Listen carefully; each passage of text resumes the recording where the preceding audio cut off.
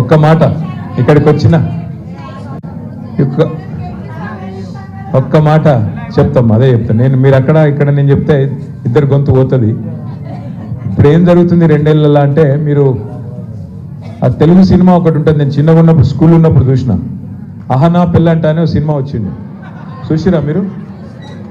అహనా పెళ్ళంట cinema ఎట్లుంటుందంటే, అందులో ఒక ఆయన పెద్ద మనిషి బాగా కంజూస్ ఉంటాడు, బాగా పిసిన ఆయన. అయితే ఇంటికి ఎవరైనా వస్తే కూడా ఏం పెట్టాడు, ఉల్టా మళ్ళా అడ్డం పొడుగు మాట్లాడతాడు. ఆఖరికి మొత్తానికి మాయ మాటలు చెప్పి మోసం చేసి అబద్ధాలు చెప్పి బిడ్డకు పెళ్లి చేస్తాడు, కొత్త అల్లుడిని తెచ్చుకుంటాడు. ఇక మరి కొత్త అల్లుడు వచ్చినప్పుడు కొద్దిగా మర్యాద కదా, ఇంటికి వస్తే మొదటిసారి అత్తగారింటికి. సో ఏమంటాడంటే కొత్త అల్లుని, అల్లుడా మరి నీకు ఏం తినాలనిపిస్తుంది అంటాడు. అల్లుడు ఏమంటాడు, మామ నాకు చికెన్తోని మంచిగా చికెన్ వండి పెట్టి నాకు మంచి భోజనం పెట్టు అంటాడు. సరే పెడతా అంటాడు. పెడతా అని చెప్పి ఏం చేస్తాడు ఎరికేనా, అల్లుని ముంగట ఒక చిన్న ప్లేట్ పెట్టి ఆ ప్లేట్లో అన్నం పెట్టి పచ్చడి వేసి ముంగట ఆయన గోడ మీద ఆడ కోడిని అలడదీస్తాడు. దాన్ని చూసుకుంటా ఇది తిను, పచ్చడి మెతుకులు తిను, నీకు చికెన్ తిన్న ఫీలింగే వస్తుంది, చికెన్ బిర్యానీ తిన్న ఫీలింగ్ వస్తుంది అని చెప్తాడు. రేవంత్ రెడ్డి కాంగ్రెస్ పార్టీ కథ కొద్దిగా కుడి ఎడమ గట్లే ఉన్నది. చూడరు మీరు, 2 ఏళ్ల కిందట ఏం మాటలు చెప్పినారు, ఎన్నెన్ని మాటలు చెప్పారు మీకు. అరిచేతిలో వైకుంఠం చూపెట్టి ఎన్ని మాటలు, ఒకటి కాదు, బాండ్ పేపర్ల మీద రాసిచ్చి, గ్యారంటీ కార్డులను రాసిచ్చి, దేవుళ్ళ మీద ఒట్లు పెట్టి, మేము అత్తలకు 4,000 ఇస్తాం, కోడలకు 2,500 ఇస్తాం, 100 రోజులనే ఇస్తాం అని చెప్పిండా లేదా? ఓ గల్లి గల్లి తిరిగి లొల్లి పెట్టి మామూలు కాదు, కార్డులు కొట్టి కార్డులు ఇంటింటికి వంచి ఆగమాగం చేశారు.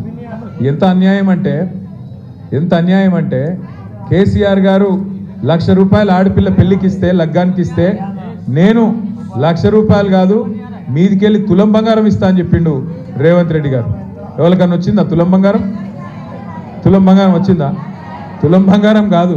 ఎంత ఘోరం అంటే, మీ మెడల పుస్తల తాడు గుంజుకోపోకపోతే వీళ్ళే గొప్పోళ్ళు.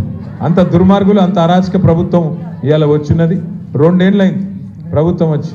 పోనీ 2 ఏళ్లలో ఏమన్నా మంచి జరిగిందా, ఎవరికన్నా లాభం జరిగిందా అంటే ఒకటి చెప్తాడు, ఫ్రీ బస్. ఇక ఫ్రీ బస్సు అందం ఎంతుందంటే, ఫ్రీ బస్ ఎట్లున్నది కథ చెప్తావు. ఆడోళ్ళకేమో ఫ్రీ అట, ఆ ఇంట్లో ఉన్న మగోళ్ళకేమో డబుల్ టికెట్ అట, ఇంట్లో ఉన్న పిల్లగాళ్ళకేమో చాలా పెంచి బస్ పాసులు కూడా 25% పెంచిండు. లాభం అయిందా నష్టమైందా? మరి ఒక చేత్తో తీసుకున్నాడు, ఇంకో చేత్తో ఇస్తే లాభం ఎట్లయితుంది? ఇలా ఫ్రీ బస్సు అని దాని మీద గొప్ప పోజులు కొడుతున్నాడు. నేను మీ అందరికి చేసే ప్రార్థన ఒకటే, కేసీఆర్ ఉన్నప్పుడు, కేసీఆర్ ప్రభుత్వం ఉన్నప్పుడు ఏం జరిగిందో మీకు తెలుసు. 200 రూపాయ పెన్షన్ 2000 అయింది, 200 పెన్షన్ 2,000 రూపాయలు అయింది. అయిందా కాలేదా?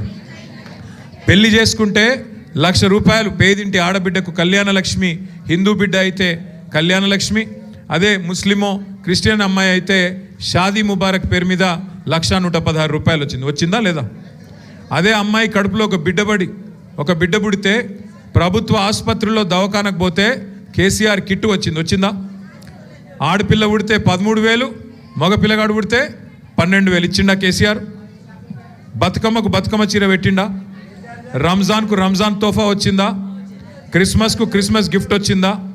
ఇన్ని రకాల కార్యక్రమాలు కేసీఆర్ ప్రభుత్వం ఉన్నప్పుడు జరిగినాయి. మరి ఈ ప్రభుత్వం వచ్చినాక ఏమేమి ఉన్నాయి ఒకసారి ఆలోచన చేయండి. అన్నీ కట్ చేసి పారేసిండు. కేసీఆర్ కిట్టు బంధు, పిల్లలకి ఇచ్చే న్యూట్రిషన్ కిట్టు బంధు, బతుకమ్మ చీర బంధు, రంజాన్ తోఫా బంధు, క్రిస్మస్ గిఫ్ట్ బంధు. ఇప్పుడే శ్రీనివాస్ నాయుడు గారు గుర్తు చేస్తూ ఉన్నారు, ముఖ్యమంత్రి గారు నిన్న జూబ్లీహిల్స్ ఎన్నికల్లో ప్రచారం చేస్తుండు. ప్రచారం చేసేటప్పుడు మేము కూడా ఎలక్షన్లు కొట్లాడినాం. జరా ఖామోష్ బేటు, జర్రా ఓ హీరో జర్రా ఆరామ్సే రో. ఇప్పుడు ఎలక్షన్లు వస్తాయి పోతాయి, వచ్చినప్పుడు ఏం చెప్పాలి ప్రభుత్వంలో ఉన్న వాళ్ళు?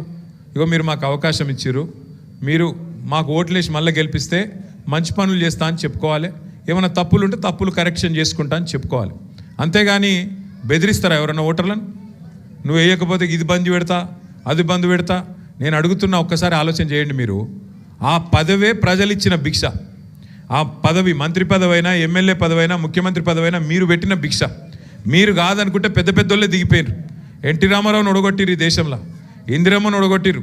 మరి ఈయన ఎంత 3 ఫీట్ల మనిషి, గట్టిగా మీరు అనుకుంటే తీసవతల వారేస్తారు. కానీ ఆయన ఎక్కువ ఊహించుకుంటున్నాడు. ఆయన నేనేదో రాజు అయిపోయినా, చక్రవర్తిని అయిపోయినా, నన్ను మించిన వాడు లేడు, నేనేదో యుద్ధంలో గెలిచి వచ్చినా, ఇది నా సామ్రాజ్యం అన్నట్టు ఇది కట్ చేస్తా అది కట్ చేస్తా అంటే ఆయన తోక కట్ చేసే రోజులు ఎక్కువ దూరం ఏం లేదు. జూబ్లీ హిల్స్లో బరాబర్ ప్రజలు తోక కట్ చేసే ఆలోచనలో ఉన్నారు. కాంగ్రెస్ పార్టీది బుద్ధి చెప్పే ఆలోచనలో ఉన్నారు. ఇక్కడున్న మీ అందరికి కూడా నా రిక్వెస్టు, మీ అందరికీ జూబ్లీ హిల్స్లో కూడా చుట్టాలు ఉంటారు, మీ అందరికీ జూబ్లీ హిల్స్లో కూడా తెలిసిన వాళ్ళు ఉంటారు. దయచేసి ఫోన్ చేసి చెప్పురి ఎందుకు ఓటేయాలి కాంగ్రెస్ పార్టీకి. ఈ 2 ఏళ్లలో లాభం ఏమైనా చేసి రావాలి ఎవరికన్నా? మొత్తం రియల్ ఎస్టేట్ నాశనం చేసిండు. అందులో అంతో ఇంతో ఏజెంట్లుగా బతికేటోళ్ళు, ప్లాట్లు అమ్ముకొని చిన్న చిన్న వ్యాపారాలు చేసుకొని బతికేటోళ్ళు, చిన్న చిన్న దందలు చేసుకొని బతికేటోళ్ళు, వాళ్ళందరి పని నాశనం చేసిండు. ఒక్క మంచి పని చేసిండా? ఈ మంచి పని చేసిన అని చెప్పమను. ఇందిరమ్మ రాజ్యం అన్నాడు. ఇల్లు గులగొట్టిండు తప్ప ఒక్క ఇల్లు కట్టిండా 2 ఏళ్లలో? మొత్తం ఇల్లు గులగొట్టిండు. గరీబోళ్ళ బస్తీల మీద పడి శనివారం ఆదివారం ఎప్పుడు ఎవరు ఇల్లు గులగొడతాడో అని చెప్పి భయపెట్టే పరిస్థితి. సోనా దేతాం, 1 తోలా సోనా దేతాం అని మాట్లాడిండు లగ్గం చేసుకుంటే. 1 तोला सोना देवड़ेरगु, सोने नहीं दे रहे गरीबों को, सोने भी नहीं दे रहे. कब आके बुलडोजर आके मेरा घर मार देता बोल के आज परेशानी है. इस वास्ते मैं बोल रहा हूँ भाइयों से बहनों से, आज ये जो कांग्रेस की हुकूमत आई, ये 2 साल में ये लोग हाइड्रा के नाम पे, बुलडोजर के नाम पे जो जुल्म गरीबों के साथ कर रहे हैं, इनको सबक सिखाने का एक ज़बरदस्त मौका आपको जुबली हिल्स में मिल रहा. यहाँ पे जितने हमारे भाई है बहन हैं, आप सभी भाइयों से बहनों से मेरी गुजारिश है, जुबली हिल्स में जितने हमारे गरीब भाई बहन हैं, चाहे वो रहमत नगर में हो, एर्रागड्डे में हो, यूसुफगुड़ा में हो, शेखपेट में हो, अपने हमारे वेंगलराव नगर, सोमाजीगुड़ा, जहाँ कहीं भी हो, आप ज़रा उनसे बात करिए. बात करके उनको समझाइए तफसील में कि क्या किया 2 साल में.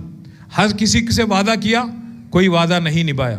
वादे तो हसीन करते हैं, निभाना भूल जाते हैं. वादे तो हसीन करते हैं, निभाना भूल जाते हैं. लगा के आग सीने में భుజానా భూల్ జాతే హై అంటే చెప్పుడు మాటలు చెప్పుడేమో మస్తుగా చెప్పచ్చు, నాలుకనే కదా. 420 హామీలు ఇచ్చిండు.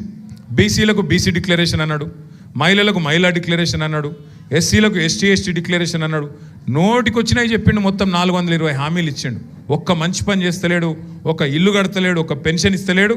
ఇలా మీదికెళ్ళి పెద్ద పెద్ద డైలాగులు కొట్టి మీరు ఓటేయకపోతే నేను బంద్ చేస్తా అంటుండు. మర్చిపోవద్దు ముఖ్యమంత్రి గారు, మీరు కేవలం ప్రజల సొమ్ముకు ధర్మకర్త. ప్రజల సొమ్ముకు మీరు ధర్మకర్త. 5 ఏళ్ళు టెంపరీ ఉద్యోగం మనది. 5 ఏళ్ల తర్వాత ప్రజలకు ఇష్టం లేకపోతే తీసుకుపోయి చెత్తబుట్టలు వారేస్తారు. అది మర్చిపోయి నువ్వు నీలిగితే, ఇష్టం వచ్చినట్టు డైలాగులు కొడితే ప్రజలకు ఎప్పుడు బుద్ధి చెప్పాలో బాగా తెలుసు. ఇలా ఖైరతాబాద్ నుంచి వచ్చిన మా సోదరులు శ్రీనివాస్ నాయుడు గారితో వచ్చిన మీ అందరికీ స్వాగతం చెప్తూ, 11 తారీఖు నాడు మరి ఎలక్షన్ ఉన్నది జూబ్లీ హిల్స్లో. ఎందుకు వచ్చింది జూబ్లీ హిల్స్ ఎలక్షను? అక్కడ మన అభ్యర్థి ఇదివరకు ఎమ్మెల్యేగా గెలిచిన 3 సార్లు మాగంటి గోపీనాథ్ గారు.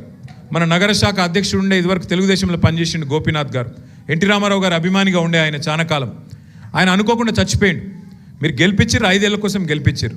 కానీ అనుకోకుండా సంవత్సరంన్నరనే ఆరోగ్యం దెబ్బతిని ఆయన చనిపోయిండు. చనిపోతే ఆ కుటుంబం ఇవాళ 2 ఆడపిల్లలు ఉన్నారు, ఇంకా పెళ్లి కాలే, కొడుకున్నాడు, ఇంకా ఆయన కూడా చిన్నోడు. ఆ కుటుంబాన్ని మరి ఆదుకోవాలి. ఒక పార్టీ అన్నప్పుడు కుటుంబ సభ్యులం కాబట్టి ఆ కుటుంబానికి అవస్థ అయితే మనం ఆదుకోవాలని చెప్పి ఆ కుటుంబంలో ఉన్న వాళ్ళ భార్యకు కేసీఆర్ గారు టికెట్ ఇచ్చారు. ఆమె భర్త చనిపోయి 4 నెలలు కాలే. పెద్ద మీటింగ్ పెట్టినాం మొన్న జూబ్లీ హిల్స్లో, రెహమత్ నగర్లో. పెడితే పాపం 1000 మంది వచ్చారు. వస్తే వాళ్ళని చూసి ఆమెకు దుఃఖం ఆగలే, గోపి గుర్తొచ్చి ఏడ్చింది. ఏడుస్తే కాంగ్రెస్ వాళ్ళు మంత్రులు ఏమంటారు ఎరికేనా? ఆమె ఏట దొంగ ఏడుపులాట. అంటే భర్త చచ్చిపోతే కూడా ఏడవద్దా? ఇక ఇప్పుడు కాంగ్రెస్ వాళ్ళు చచ్చిపోతే వాళ్ళ ఇంట్లో వాళ్ళ భార్యలు ఏడవరా? నాకు తెలియక అడుగుతున్నా. ఇంత అన్యాయంగా మాట్లాడచ్చా? ఒక ఆడపిల్ల కన్నీళ్ళ మీద కూడా మీ ఏడిపోయింది. ఒక ఆడబిడ్డ ఏడిస్తే కూడా ఇంత అన్యాయంగా మాట్లాడతారా? కాబట్టి దయచేసి మీరు ఆలోచన చేయండి. ఇంత అరాచకంగా మాట్లాడుతున్న వాళ్ళు, ఇంత అన్యాయంగా ఆడబిడ్డల్ని కూడా అవమానిస్తున్న వాళ్ళు, వాళ్ళకు బుద్ధి చెప్పాల్సిన బాధ్యత మన మీద ఉన్నదా లేదా మీరు ఆలోచించండి. ఇక్కడ ఖైరతాబాద్లో కూడా మీరు గెలిపించిన ఎమ్మెల్యే ఆయన కూడా జంపు కొట్టి ఇవాళ అక్కడ వాళ్ళ సంకలో దొరిచిండు, కాంగ్రెస్ వాళ్ళ సంకలో దొరిచిండు, రేవంత్ రెడ్డి సంకలో ఉన్నాడు. మేయర్ అమ్మబోయి ఆమె కూడా కాంగ్రెస్లో దుంకింది. కానీ మా ధైర్యం, మా గుండె ధైర్యం మీరు గట్టిగా ఉంటే మళ్ళీ తిరిగి కేసీఆర్ రావాలి అని మీరు అనుకుంటే బరాబర్ ఎవరితోనన్నా కొట్లాడతాం. డెఫినెట్గా మళ్ళీ తిరిగి కేసీఆర్ గారు ముఖ్యమంత్రి అవుతారు. మళ్ళీ తిరిగి కేసీఆర్ రావన్నా? పక్కానా? మరి రావాలంటే మీరు ఒక్కటే చేయాలి. మొదలు జూబ్లీహిల్స్లో ఉన్న మీ చుట్టాలకు, జూబ్లీహిల్స్లో ఉన్న మీ దోస్తులకు, మీ క్లాస్మేట్లకు, మీ బంధువులకు అందరికీ ఫోన్ చేసి చెప్పుర్రి. అవసరమైతే ఒక్క అడుగు పక్కనే కదా మీకు, అవతల పక్కకి రోడ్ అవతలకి ఉంటుంది జూబ్లీహిల్స్, యూసుఫ్ కూడా కానీ సోమాజీ కూడా కానీ, జర్ర ఒక్క రవ్వ అక్కడ దాకా పోయొచ్చి ఎవ్వరు ఏం చెప్పినా మోసపోవద్దు. ఖచ్చితంగా మళ్ళీ కేసీఆర్ని తెచ్చుకోవాలి అనే మాట మీరు చెప్పాలి. మేము చెప్పాలి 11 తారీఖు నాడు మాగంటి సునీత గోపీనాథ్ గారిని మీ అందరి ఆశీర్వాదంతో మళ్ళొక్కసారి ఎమ్మెల్యేగా జూబ్లీహిల్స్ నియోజకవర్గంలో గెలిపించుకుందాం.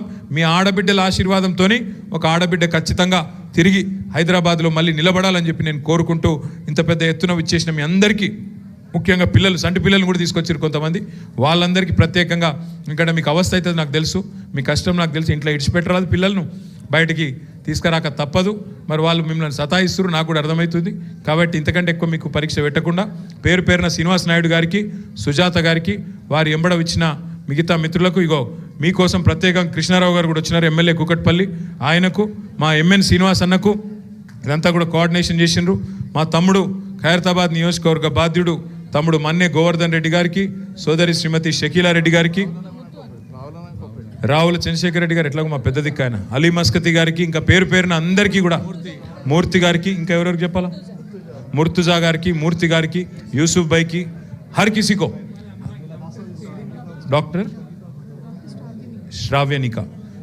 శ్రావ్యనిక గారు, శ్రీనివాస్ నాయుడు గారు అమ్మాయి డాక్టర్ గారు, వారికి, వారితో పాటు విచ్చేసిన మీ అందరికీ మళ్ళొకసారి నమస్కారాలు తెలియజేసుకుంటూ జై తెలంగాణ.